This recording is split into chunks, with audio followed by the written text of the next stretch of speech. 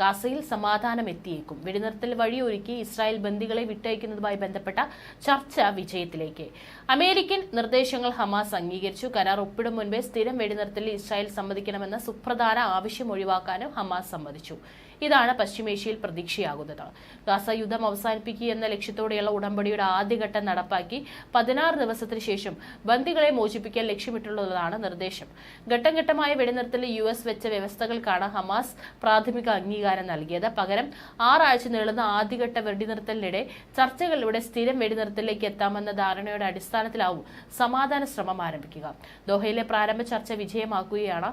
Gaza യുദ്ധം അവസാനിപ്പിക്കാനായി Qatar, Egypt, US എന്നിവരുടെ മധ്യസ്ഥതയിൽ നടന്ന കഴിഞ്ഞ 2 ചർച്ചകളിലും ഹമാസ് വെച്ച സ്ഥിരം വെടിനിർത്തൽ ആദ്യമെന്ന വ്യവസ്ഥ ആയിരുന്നു പ്രതിസന്ധിയായത്. ഇത് ഇസ്രായേൽ അംഗീകരിച്ചില്ല. ദോഹയിലെ പ്രാരംഭ ചർച്ചകൾക്ക് ശേഷം മൊസാദ് തലവൻ ഇസ്രായേലിലേക്ക് മടങ്ങി. അടുത്ത ആഴ്ച ചർച്ച തുടരുമെന്നും ഇസ്രായേൽ പ്രധാനമന്ത്രി ബെഞ്ചമിൻ നെതന്യാഹുവിന്റെ ഓഫീസ് വ്യക്തമാക്കി. നവംബറിലെ US പ്രസിഡന്റ് തെരഞ്ഞെടുപ്പിന് മുൻപേ സമാധാന കരാറിലെത്തിക്കുകയാണ് അമേരിക്കൻ പ്രസിഡന്റ് ജോ ബൈഡന്റെ ലക്ഷ്യം.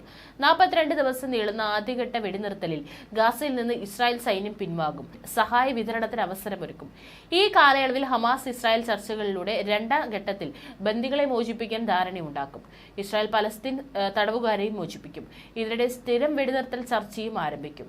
ഈ വ്യവസ്ഥയിലാകും ഇനി ചർച്ച തുടങ്ങുക. 6 ആഴ്ച നീളുന്ന ആദ്യ വെടിനിർത്തൽ ഘട്ടത്തിൽ ചർച്ചയ്ക്ക് ഹമാസ് സന്നദ്ധത അറിയിച്ചതായി വാർത്താ ഏജൻസിയായ റോയിട്ടേഴ്സ് റിപ്പോർട്ട് ചെയ്തു. അതിനിടെ യുദ്ധത്തിൽ ഗാസയിൽ കൊല്ലപ്പെട്ടവരുടെ എണ്ണം 38,098 ആയി.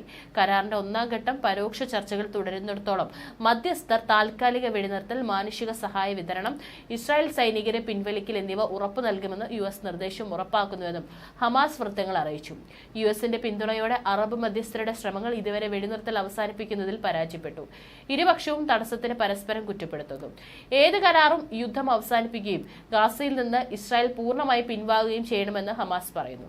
അതേസമയം 2007 മുതൽ ഗാസ ഭരിക്കുന്ന ഹമാസിനെ ഉന്മൂലനം ചെയ്യുന്നതുവരെ യുദ്ധത്തിൽ താൽക്കാലിക വിരാമങ്ങൾ മാത്രമേ സ്വീകരിക്കൂ എന്ന് ഇസ്രായേൽ പറയുന്നു. ഖത്തറിന്റെ മധ്യസ്ഥതയിൽ USഉം ചേർന്ന് നടത്തിയ ചർച്ചകളാണ് ഇക്കാര്യങ്ങളിൽ ധാരണയായത്. Malayali Vartha plus, like, share and subscribe.